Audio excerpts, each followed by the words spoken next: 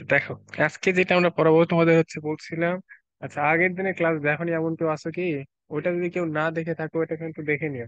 আর ওটা কিন্তু খুবই ইম্পর্টেন্ট। আগের দিনে ক্লাসটা, আগের দিনে কৌণিক গতির যত কিছু ছিল বেসিক ওইগুলাতে, মানে ওটাতে দেওয়া আছে আর কি। আচ্ছা, ওইটাতে যদি তোমরা দেখো, এরকম করে লিখে দিছিলাম যে রৈখিক গতির ক্ষেত্রে যেটা এস, কৌণিকের ক্ষেত্রে হচ্ছে থেটা। এটার জন্য যেটা রৈখিকের জন্য ভি, কৌণিকের ক্ষেত্রে হচ্ছে ওমেগা। রৈখিকের জন্য ত্বরণ এ, কৌণিকের জন্য হচ্ছে ত্বরণ আলফা। মানে এইভাবে লিখে দিছিলাম এটার এ, এটা হচ্ছে টাউ। আর এই জায়গায় একটা জিনিস লিখে দিছিলাম, সেটা হচ্ছে রৈখিকের ক্ষেত্রে যেখানে ভর কাজ করে, কৌণিকের ক্ষেত্রে হচ্ছে এই যে আই, জড়তার ভ্রামক।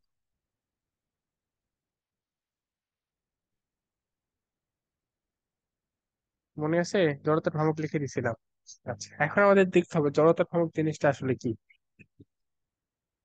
আচ্ছা, ভালো কথা। তোমরা এই পড়ার সাথে সাথে ইংলিশ টার্ম গুলো একটু পড়বা সব।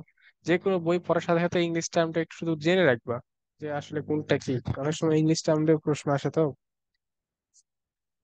আচ্ছা, আগে দেখো, এই জড়তার ভ্রামক এইটার আগে সংজ্ঞাটা দেখো। আচ্ছা,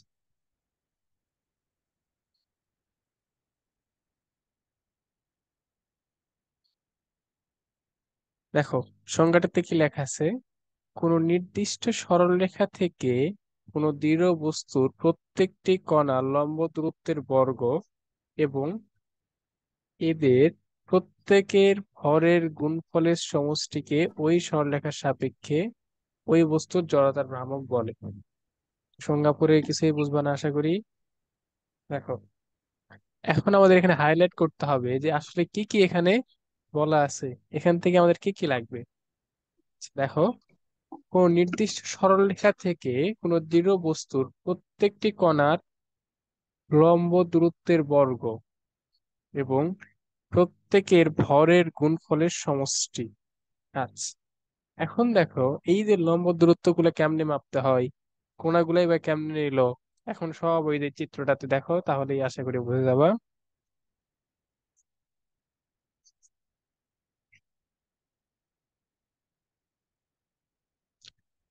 আচ্ছা, এইরকম দেখো, মনে করো তোমার কাছে এইরকম একটা চাকতি আছে। এখানে একটা, এটা কিন্তু একটা চাকতি। এইরকম একটা তোমার কাছে চাকতি আছে। আর এইটার মাঝখান বরাবর মনে করো একটা দ্বন্দ্ব আছে। এই যে একটা দ্বন্দ্ব দিছে এটার মাঝখান বরাবর, এটা তো বোঝা যাচ্ছে তাই না? এইটা যদি ঘুরতে থাকে, এই যে চাকতিটা মনে করো এদিক থেকে ঘুরতেছে, তাহলে এই ঘূর্ণনরত অবস্থায় বস্তুর রৈখিক গতির ক্ষেত্রে ভর কাজ করতো, ভরের পরিবর্তে যেটা কাজ করে সেটাই হচ্ছে জড়তার ভ্রামক।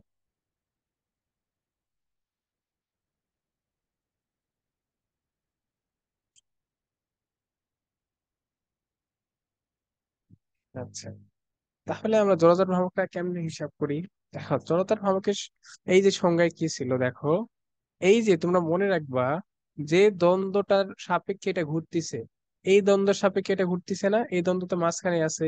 যেই দ্বন্দ্বের সাপেক্ষে ঘুরতিছে, এই দ্বন্দ্ব থেকে এইরকম যদি একটা চাকতি হয়, দেখো তো এটা তো এরকম একটা চাকতি। তাহলে এই চাকতির প্রত্যেকটা বিন্দু, এখানে কয়টা বিন্দু আছে বলো তো দেখি চাকতিতে?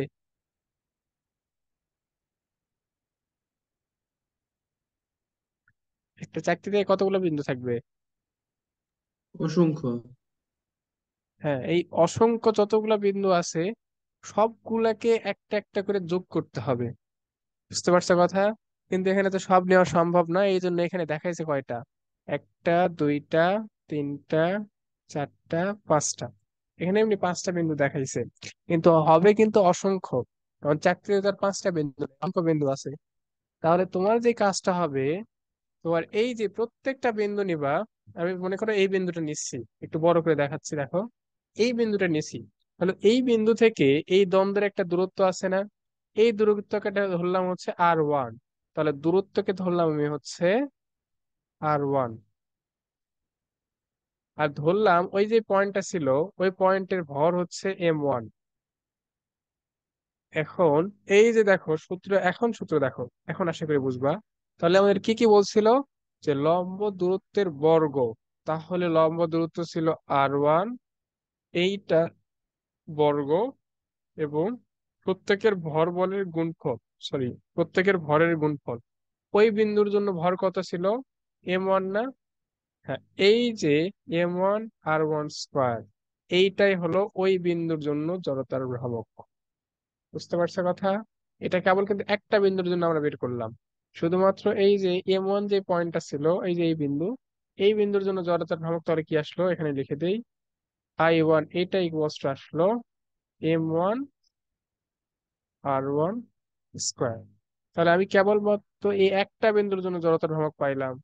এখন এই পুরা চাকতির জন্য যদি আমি হিসাব করতে চাই, প্রত্যেকটা বিন্দু আলাদা আলাদা করে নিতে হবে না?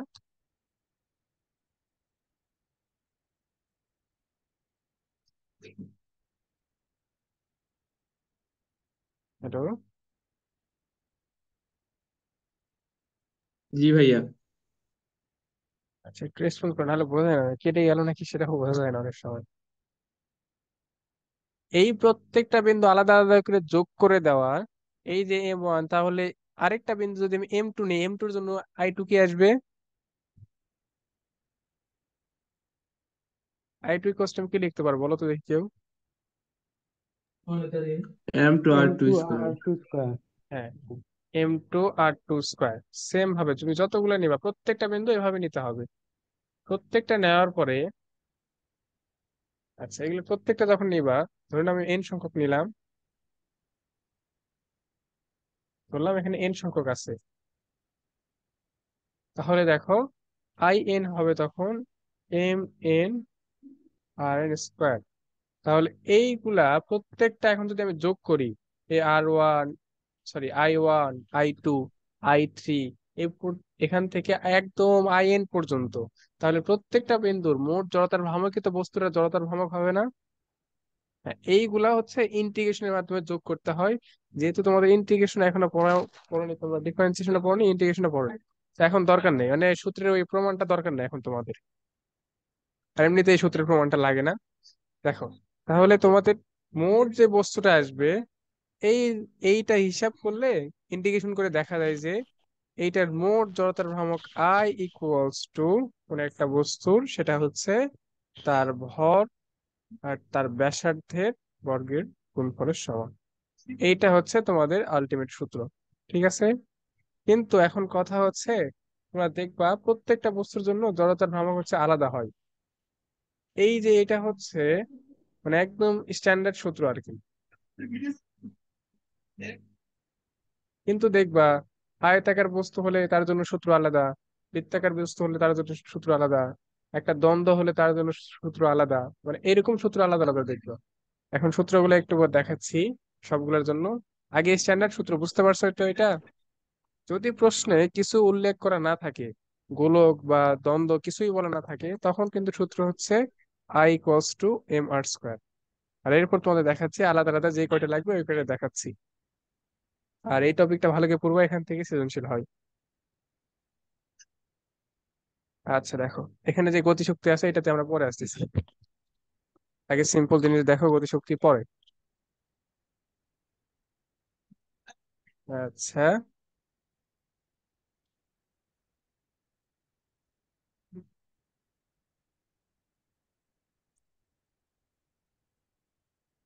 হ্যাঁ, এখন আগে দেখো, জড়তার ভ্রামকে দুটা উপপাদ্য আছে। এই যে দেখো এখানে লেখা আছে জড়তার ভ্রামক সংক্রান্ত দুটি উপপাদ্য। আচ্ছা, উপপাদ্য দুইটা দেখো পড়ে না বোঝারই কথা। দেখো কি বলছে, কোন সমতল পাতের তলে অবস্থিত দুটি পরস্পর লম্ব অক্ষের সাপেক্ষে ওই পাতের জড়তার ভ্রামক দ্বয়ের সমষ্টি হবে ওই দুই অক্ষের ছেদবিন্দু এবং পাতের অভিলম্বগামী অক্ষের সাপেক্ষে পাতটির জড়তার ভ্রামকের সমান। এটা বুঝবে না, বুঝার দরকার নেই এটা থেকে পড়ার। আচ্ছা, আমি হচ্ছে তোমাদের ভাই বলবো ভাই। আচ্ছা, ত্রিমাত্রিক স্থানাঙ্ক ব্যবস্থা তো দেখছো তাই না ভেক্টরে?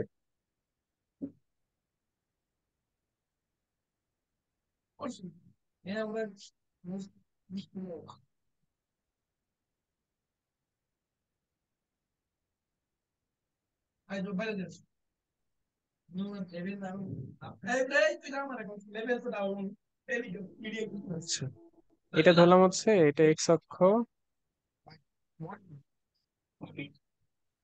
এটা হচ্ছে জেড অক্ষ। আচ্ছা, এইরকম যদি হয় তাহলে বলো তো দেখি, এই এক্স আর ওয়াই অক্ষের মধ্যে মধ্যবর্তী কোণ কত? 90 ডিগ্রি। 90 ডিগ্রি। 90 ডিগ্রি। এইটা তোমরা 19-এ পড়ে আসছে, এটা আছে 90 ডিগ্রি। এখন মূলত এক্স আর জেড এর মধ্যে মধ্যবর্তী কোণ কত?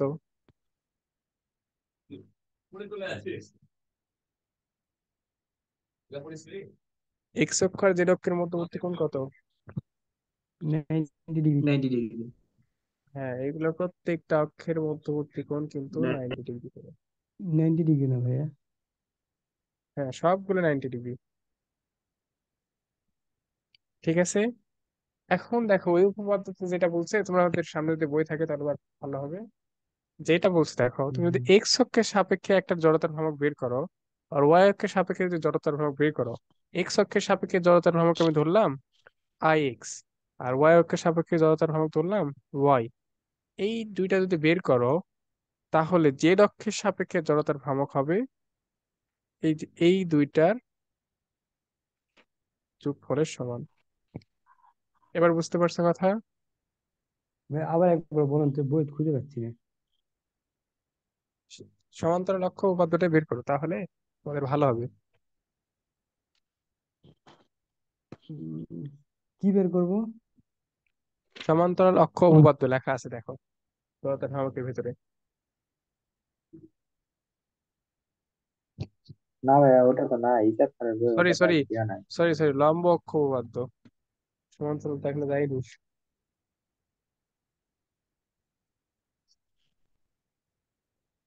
পাইছো লম্ব অক্ষ উপপাদ্য?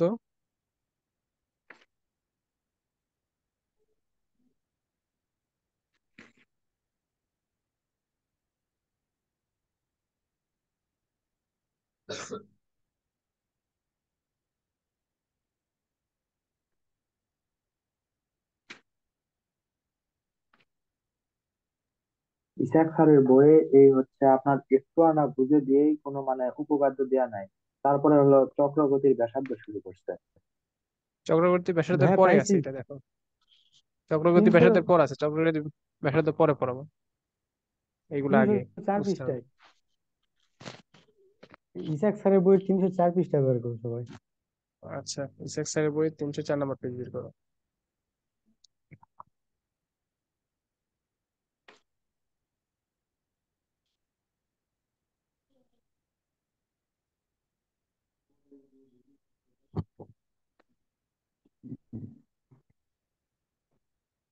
পাইছো এখন?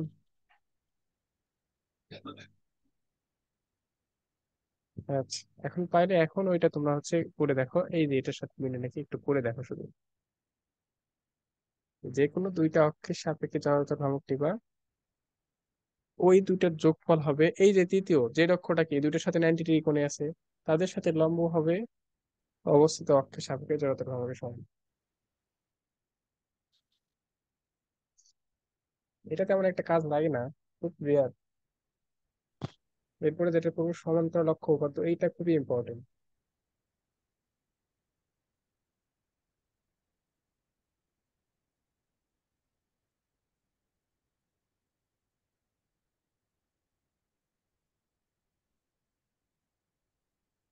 আচ্ছা, এই সমান্তরাল অক্ষ উপাদ্য পড়ার আগে তোমরা হচ্ছে ওই একটা জিনিস বের করে দাও, বের করি। হ্যাঁ, এই যে কয়টা আমি দেখাচ্ছি তোমাদের,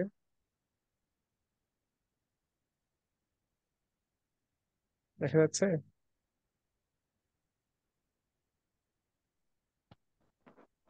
জি ভাইয়া। আচ্ছা, এখানে দেখো ভালো করে,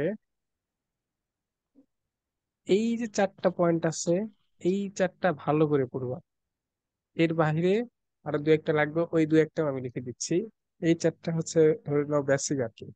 আরো কয়েকটা লাগবে, আরো কয়েকটা, ওইগুলো আমি দেখাচ্ছি। এখানে কয়টা দেয়া আছে, সমস্যা হচ্ছে মানে এই সমস্যাটা অনেক ফেস করবা। তোমাদের কিছু কিছু চ্যাপ্টারে দেখবা ডিফারেন্সিয়েশন আর ইন্টিগ্রেশন ছাড়া হচ্ছেই না।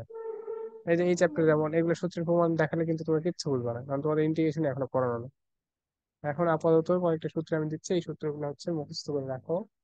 পরে ইন্টিগ্রেশন করার পরে ডিফারেন্সিয়েশন করার পরে এইবার সূত্রের হচ্ছে প্রমাণ হচ্ছে দেখা বলে তোমাদের, কারণ এখন দেখালে কিচ্ছু বুঝবে না তোমরা।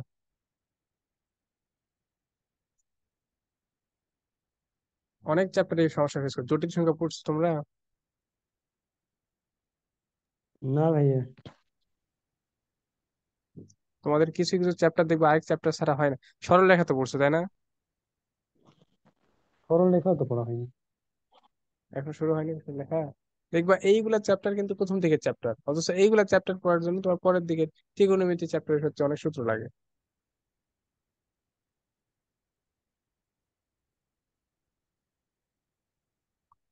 এরকম হয় কিছু কিছু চ্যাপ্টারে। আচ্ছা যাই হোক, দেখ এখানে যেটা যেটা দেখবে আমি দেখাচ্ছি, দেখো যে প্রথমটাতে দেখো বলছে এম ভরের ও এল দৈর্ঘ্যে একটি সরু ও সুষম দ্বন্দ্বের মধ্যবিন্দু দিয়ে এবং দৈর্ঘ্যের লম্বভাবে গমনকারী অক্ষের সাপেক্ষে দ্বন্দ্বের জড়তা পাও। আচ্ছা, এই জায়গায় দেখো, দেখো ওটাতে দেখার দরকার নেই। মনে করো এইরকম একটা দ্বন্দ্ব বা লাঠি আছে তোমার কাছে, ঠিক আছে? এইরকম তো দেখছো, মানে কখনো তো এরকম এই যে এরকম মনে করো একদম মাঝ বরাবর যদি তুমি ফুটা করে এইভাবে রাখো, আরেকটা মনে করো এটা একদম চিকন একটা রড দিয়ে এরকম একটা দ্বন্দ্বকে যদি রাখো, তাহলে দেখো তো এইটা কি ঘুরবে না? যদি ধাক্কা দাও এটা কি ঘুরবে না এদিকে? জি ভাইয়া। হ্যাঁ, এটা একটু ভালো করে মনোযোগ দাও। এইটা কিন্তু আমি কোন জায়গায় রাখছি? মধ্যবিন্দু। তোমাদের হচ্ছে চেঞ্জ কোন কোন জায়গায় হয় দেখো। প্রথম পয়েন্টে দেখো লেখা আছে এম ভরের এল দৈর্ঘ্যে, দেখো এগুলো সব লেখা সেম, সরু সুষম সরু দ্বন্দ্বের। এটাতে মধ্যবিন্দুর জন্য এক সূত্র, এক প্রান্ত দিয়ে গেলে আরেক সূত্র। দেখো বাকি সব লেখা সেম। এই জিনিসগুলো ভালো করে মনে রাখতে হবে, কখন কোন দিকে গেলে কোন সূত্রটা হয়। তাহলে যখন মধ্যবিন্দুতে যাবে তখন দেখো জড়তার ভ্রামকের সূত্র, এটা মনে রাখবো, I = 1/12 ml²। এখানে এম হচ্ছে দণ্ডের ভর, আর এল হচ্ছে এই দণ্ডের পুরা দৈর্ঘ্য। এই দণ্ডের পুরাটা, এই যে পুরাটা দৈর্ঘ্য,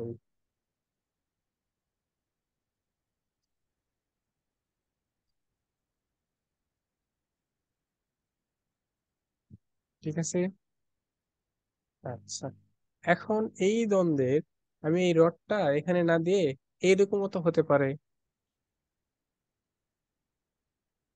এইরকম অনেক সময় দেখনি যে এই দ্বন্দ্বের এক পাশে একটা রড দিয়ে আমি হচ্ছে যুক্ত করার পরে এই দ্বন্দ্বটা ঘুরাচ্ছি, এরকম হতে পারে না?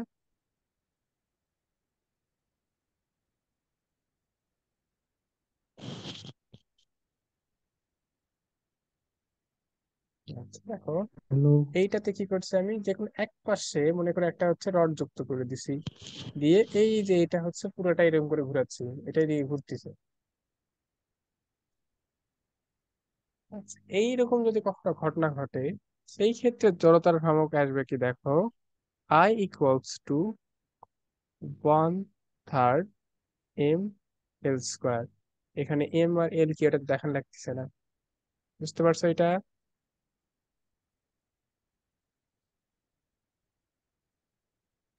জি হ্যাঁ, ভাইয়া। আরেকবার। আচ্ছা, এটা ভালো করে মনে রাখবা, মাঝখান দিয়ে যখন যাবে তখন 1/12, আর যখন এরকম পাশে থাকবে দ্বন্দ্বটা তখন 1/3। সূত্রগুলা ভালো করে মনে রাখবা।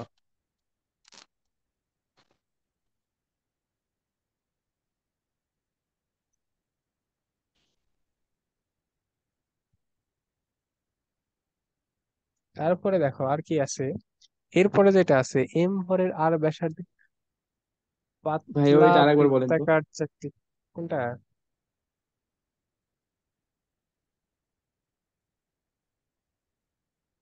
কোনটা এই হচ্ছে এক পাশ দিয়ে ধর এটা? জি ভাইয়া। হ্যাঁ, কোনটা আগে এবং কোনটা পরে একটু বলেন তো। কোন- কোনটা কোনটা? মানে কখন কোন সূত্রটা করবে একটু আরেকবার বলতে ভালো হতো। ও আচ্ছা, তখন প্রশ্নে যে লেখা থাকবে, দেখো এই যে এখানে লেখা আছে, লেখা থাকবে যে একটি সরু সুষম দ্বন্দ্বের মধ্যবিন্দু দিয়ে গমনকারী অক্ষ, মধ্যবিন্দু দিয়ে যখন গমন করবে তখন এই যে 1/12 ml² এটার সাথে সাথে লিখে দিছি। আর যখন লেখা থাকবে দেখো, এই যে এখানে লেখাই আছে, এম ভরের এল দৈর্ঘ্যের একটি সরু সুষম দ্বন্দ্বের এক প্রান্ত দিয়ে এবং দৈর্ঘ্যের লম্ব হয়ে গমনকারী অক্ষের সাপেক্ষে জড়তার ভ্রামক, তখন তোমার করতে হবে এই যে এটা। এখন বুঝতে পারছো কথা? এটা হচ্ছে 130 ml², সরি ml²। এম তো হচ্ছে ভর, আর এল হচ্ছে দ্বন্দ্বের পুরা দৈর্ঘ্যটা। একটু পর ম্যাথ দেখাচ্ছি, তাহলে আশা করি হচ্ছে আর সমস্যা থাকবে না। এখন একটু প্রথম দিকে তো একটু সমস্যা হয় এগুলা, মনে রাখতে সমস্যা হয় কোনটা কি সূত্র উল্টাপাল্টা হয়, এটাই প্র্যাকটিস করে ভালো করে। 3 নাম্বারটা দেখো কি বলছে, এম ভরের ও আর ব্যাসার্ধের পাতলা বৃত্তাকার চাকতি যদি হয় তার ক্ষেত্রে জড়তার ভ্রামক। আচ্ছা, বৃত্তাকার চাকতি বলছে না, এখন পাতলা যদি চাকতি হয় সেটা দেখো তো, দেখা ইয়ে আছে বুঝে এই যে এখানে দেখো,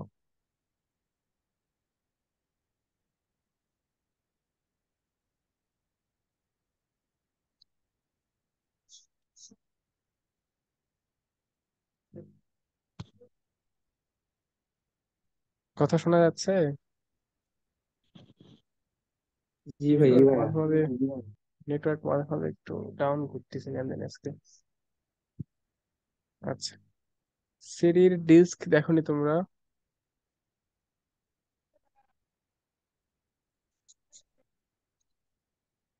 এইটা মনে করো একটা সিডির জি ডিস্ক। ভাই। আচ্ছা, সিডির ডিস্ক দেখো তো, মাঝখানে একটা এরকম ফুটা থাকে না? জি। এইটার ভেতর দিয়ে মনে করো তুমি একটা কলম বা কিছু একটা দিয়ে ওকে, এইটা তো যদি ঘুরাও তাহলে তো এটা তো ঘুরবে, তাই না? এটা তো এইভাবে ঘুরতে থাকবে। তখন এইটার জড়তার ভ্রামক কি হবে দেখো, এইটার জন্য সূত্র হচ্ছে I = ½ m r²। ঠিক আছে, এটা জি হচ্ছে ভাইয়া। সূত্র ½ m r²।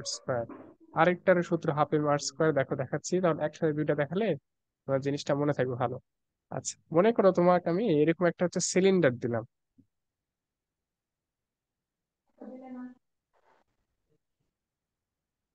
এইরকম সিলিন্ডার একটা আমি তোমাকে দিলাম। এই সিলিন্ডারটা এই দিক থেকে তুমি যদি দেখো, এই দিক থেকে দেখো, তখন কি তুমি বুঝতে পারবে এটা কতটুকু লম্বা বা ছোট? না ভাইয়া। তখন তুমি সামনে দেখো তো এইরকম শুধু দেখবে না, একটা বৃত্তাকার অংশ শুধু দেখবে না। দেখো তুমি এই দিক থেকে দেখলে শুধুমাত্র এইরকম দেখবে না, এই যে এখান থেকে যদি দেখো, হ্যাঁ হ্যাঁ। এই যে জি দেখো ভাইয়া। এই দিক থেকে দেখলে একদম দেখো তো এই সিডির ডিস্কের মতো লাগতেছে না? জি ভাইয়া। হ্যাঁ, এই জন্য এইটার জন্য সূত্র সেম। যদি এই দিক থেকে কোনো একটা অক্ষ যায়, এইরকম কোন একটা যদি অক্ষ যায়, তখন এইটার জন্য সূত্র হচ্ছে ½ m r²। যদি মাছ দিয়ে যায় তার সূত্র আছে নাকি মাছ ওইটার ব্যবহার জন্য করে? না, ওইটার আরো শূন্য সূত্র আলাদা আছে, ওইগুলা পরে। আগে তোমরা এই সিম্পল কয়েকটা পড়ে রাখবে, ওইগুলা হচ্ছে তোমাদের লাগবে না আপাতত। ওইগুলা অ্যাডমিশনে একটা জিনিস লাগবে, তারপর আমি দেখাবো তোমাদের হচ্ছে আচ্ছা। এইগুলা চ্যাপ এগুলা চ্যাপ্টার আবার যখন রিভিউ করবো না, তখন আবার এগুলা দেখাবো অতিরিক্ত কি কি লাগে। এখন এগুলো হ্যাঁ, দরকার ওটার নেই, মাঝখান দিয়ে গেলে ওটা কি দণ্ডের মাঝখানের ওই সূত্র দিয়ে হবে না? এই যে এটা না দ্বন্দ্বের মতো না তো, ওটাতে দেখো কি লেখা ছিল, সরু সুষম পাতলা দণ্ড। এটা তো সরু সুষম না, এটা তো মোটা দ্বন্দ্ব না। একটু 19-20 হলে হ্যাঁ। এগুলো চেঞ্জ হয়ে যায়। আচ্ছা, তোমাদের আমি হচ্ছে একটা সহজ উদাহরণ দিই। এইরকম জিনিস তোমরা দেখছো নাকি দেখো তো, যে এই যে হচ্ছে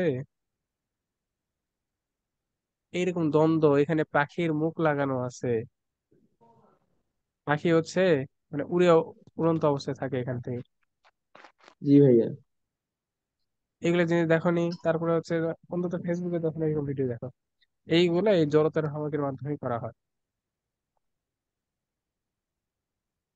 আরো ভালো করে বুঝবা। এখন আপাতত এইটুকু চাইলে এনাফ আর কি। এরপর আর কয়েকটা জিনিস আছে, এগুলো দাঁড়াও প্রথম দিকে একটু এগুলো সমস্যা হতে পারে। এই চারটা তো সূত্রে কারো সমস্যা নাই আর।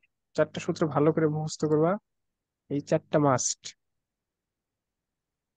বিশেষ করে দ্বন্দ্বের এই দুইটা থেকে সৃজনশীল আসেই পরীক্ষায়।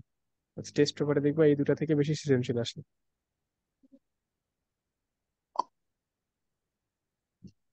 আচ্ছা, ও এখানে আর যেটা ছিল, আর কিন্তু হচ্ছে এইটুকু ব্যাসার্ধ।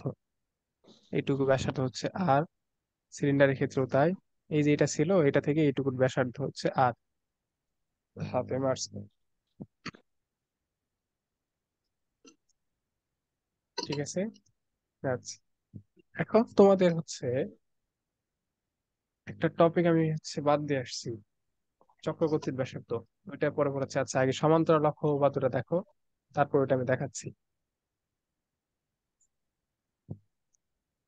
সমান্তরাল অক্ষটা এখানে একবার শুধু পড়ে নাও, এটা আমি দেখাচ্ছি, এটা খুবই ইম্পর্টেন্ট। বইটা প্রশ্ন আসছিল, 19-20 প্রশ্ন আসছিল, প্রশ্নটাও দেখাচ্ছি।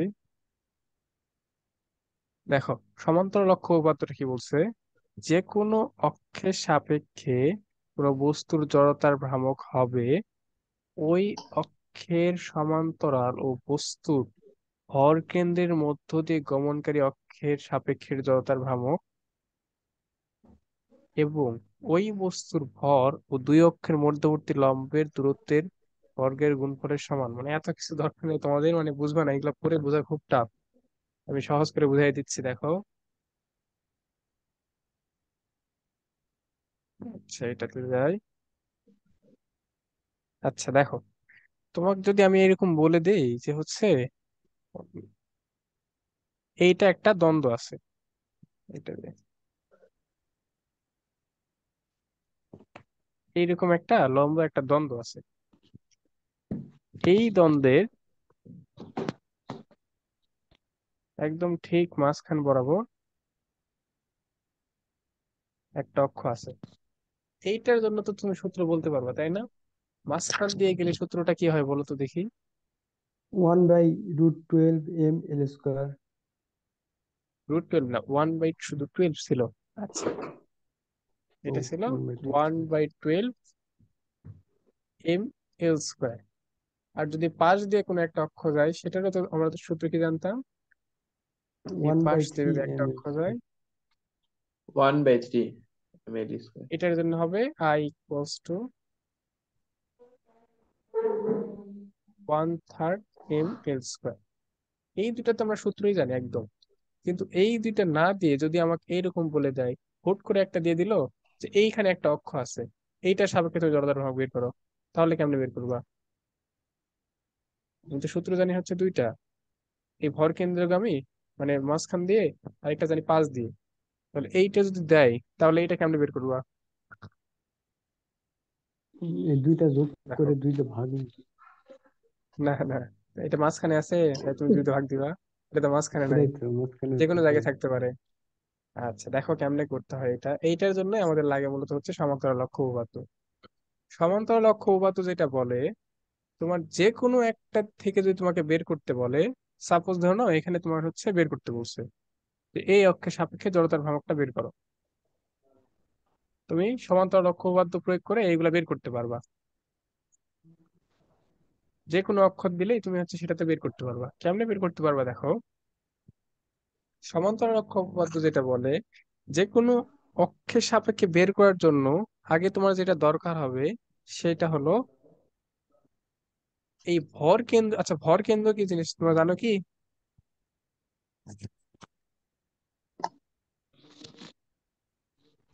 ভর, না ভাইয়া, এমনি ওই উচ্চতর পড়ছিলাম, নাও শুনছি। আচ্ছা, আপাতত এইটুকু জেনে রাখো, ভর কেন্দ্র হচ্ছে বস্তুর সমস্ত ভর যে বিন্দুতে ক্রিয়া করে, মানে একটা বিন্দুতে আছে বলে মনে হয়। মানে তোমার যদি আমি একটা, দেখো, মনে করো বৃত্ত দিই, বৃত্ত দিলে তুমি হচ্ছে হিসাব করো কি বৃত্তের কেন্দ্র সবকিছু হিসাব করো না? কারণ দেখো তো, কেন্দ্রতে সব ভর নিযুক্ত থাকে না। মানে মোটামুটি এরকম মনে রাখবা, সুষম যেগুলো বস্তু আছে তাদের মাঝখানেই হচ্ছে ভরকেন্দ্র। ঠিক আছে, আর ভরকেন্দ্র নিয়ে মহাকর্ষ অভিকর্ষ চ্যাপ্টারে ভালো করে বলা আছে, ওই চ্যাপ্টার ইনশাল্লাহ পড়াবো। তাহলে এই যে দেখো তো সুষম দ্বন্দ্বের ঠিক মাঝখানে এটার ভরকেন্দ্র আছে না, এটা তো একটা সুষম বস্তু। আচ্ছা, জি ভাইয়া। সমান্তর লক্ষ্য উপাত্ত যেটা বলে, এটা বিষয় দিয়ে লিখি, সমান্তর লক্ষ্য উপাত্ত।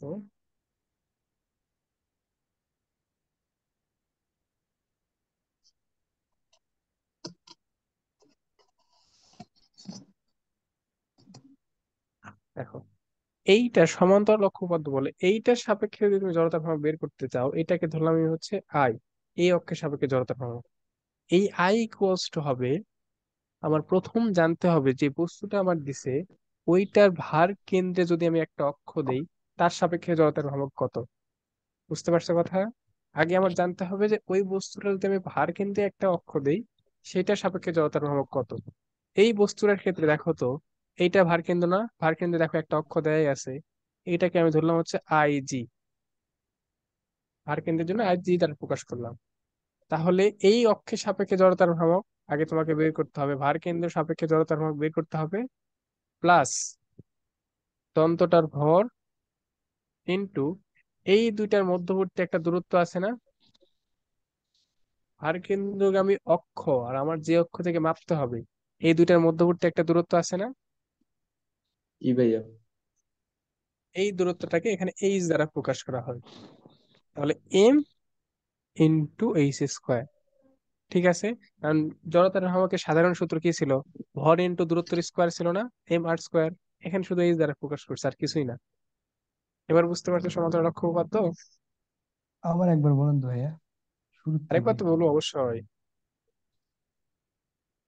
আচ্ছা দেখো, সমান্তরাল অক্ষ উপপাদ্য যেটা আমাদের বলে, সেই সমান্তরাল অক্ষ উপপাদ্যটা কাজ করে আসলে কি নিয়ে, যে আমরা যে সিম্পল সূত্রগুলা জানি, এই সূত্রগুলা মানে এই যে মাঝখান দিয়ে পাশ দিয়ে গেলে, এইগুলা সূত্রের বাহিরে যদি কোনো একটা জায়গায় আমার যে কোনো একটা অক্ষ দেয়, আর ওই অক্ষের সাপেক্ষে যদি জড়তার ভর বের করতে হয়, তখনই সমান্তরাল অক্ষ উপপাদ্যটা লাগবে। তাহলে সমান্তরাল অক্ষ উপপাদ্যের প্রয়োগটা কেমনে করবা? তোমাদের প্রথম যেটা হবে সেটা হচ্ছে এই যে মধ্যবিন্দু বা ভর কেন্দ্রগামী অক্ষ যেটা থাকবে, ওইটার সাপেক্ষে আগে জড়তার ভ্রামকটা বের করে নিতে হবে। এইটার সাপেক্ষে, আচ্ছা এই হচ্ছে দ্বন্দ্বের সাপেক্ষে বলো তো দেখি, আই জি ইকুয়ালস টু কি লেখা যায়?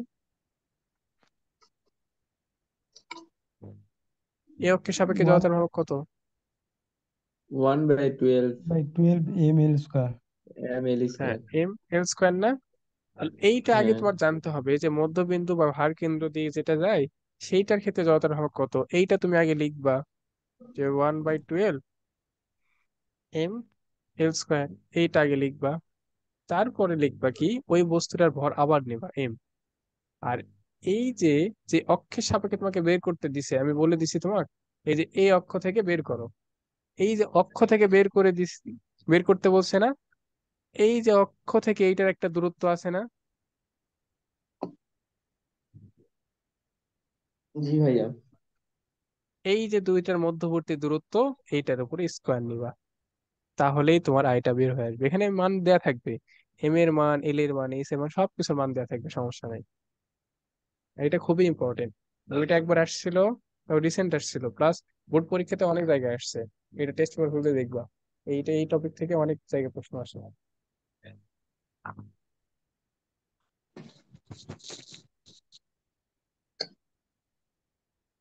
আচ্ছা, তাহলে এই যে এইটার জন্য আমরা হচ্ছে জড়তার ভ্রামকটা বের একটা ম্যাথ দিই, তাহলেই হবে না।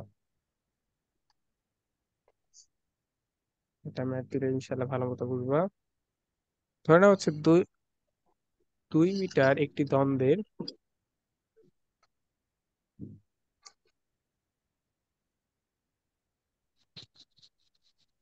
এক পাশ থেকে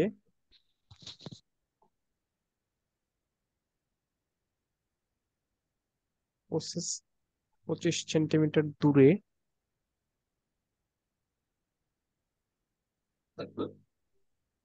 লম্বভাবে একটি অক্ষ স্থাপন করলে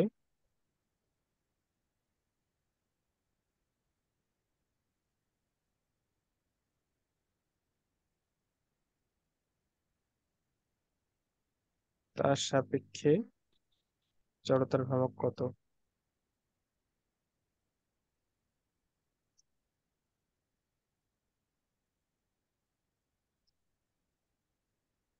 দ্বন্দ্বের ভর মনে করে দেয়া আছে। দ্বন্দ্বের ভর দেয়া আছে হচ্ছে m equals to 2.5 কিউ। আচ্ছা, এইটা মনে করো প্রশ্ন। এখন এটা কেমনে সলভ করবো তাহলে? আচ্ছা দেখো, কি কি বলছিলাম, আমার কি কি লাগবে, এগুলো সব মিশাই দিলাম মনে করো, এগুলো সব মিশাই দিলাম।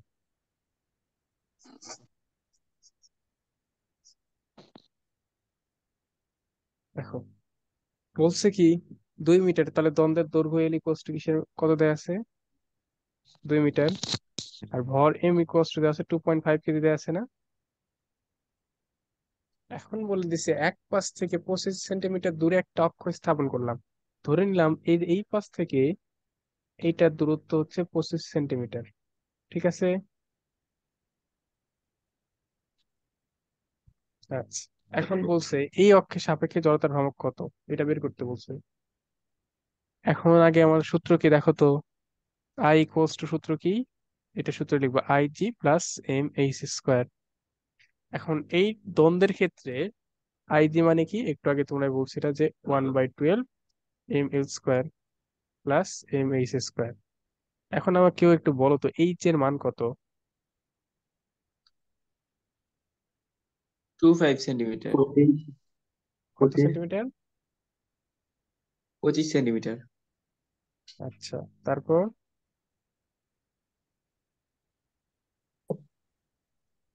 দেখো এইচটা কি এইটুকু না, 25 সেন্টিমিটার কেমনে হয়? এইচটা কি বলছিলাম, দুইটা অক্ষের মধ্যবর্তী দূরত্ব 75 সেন্টিমিটার নাকি ভাইয়া? হ্যাঁ 75 হবে। দেখো কেমনে 75 হয়, পুরোটা দ্বন্দ্ব 2 মিটার না? পুরোটা দ্বন্দ্ব যদি 2 মিটার হয় তাহলে দ্বন্দ্বের অর্ধেক দৈর্ঘ্য কত? এটুকু অর্ধেক দৈর্ঘ্য কত? পুরোটা যদি 2 মিটার হয় অর্ধেকটা ও 1 মিটার। ঠিক আছে। জি। এইটা 1 মিটার আর এইটা হচ্ছে 25 সেন্টিমিটার, তাহলে মানে এইটা 1 মিটার হলে আবার এইটুকু তো 1 মিটার, দুইটা তো দুই দিকে সমান আছে। তাহলে এইদিকে 25 হলে এইদিকে হচ্ছে 75 সেন্টিমিটার। এটাকে মিটার করে নিবা 0.75 স্কোয়ার। শুধু মান বসাই ক্যালকুলেশন করা, আর কিচ্ছু না। এটা একটু মান বসাই এবার বলো তো অ্যান্সার কত আসে।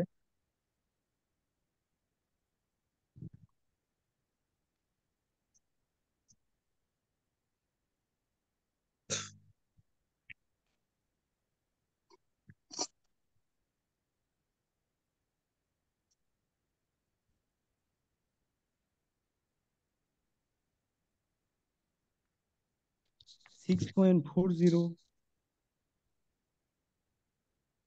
আচ্ছা, 6.40। KG metre square.